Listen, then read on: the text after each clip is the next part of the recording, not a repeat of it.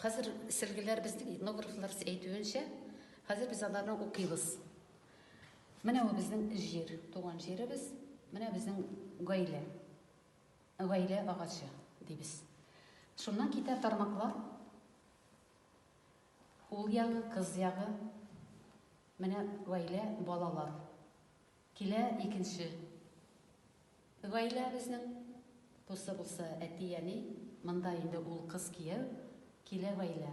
Кайбер рәсемнәрдә күренә менә мондай кара чәчәкләр, менә булай киткән. Аны әйтәләр инде хәзер үлгән баласы. Ә булар балалары. Монда кара җепнең әйтәләр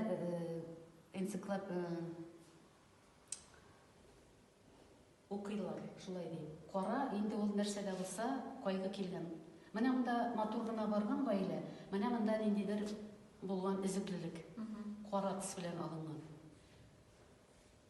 Менә и менә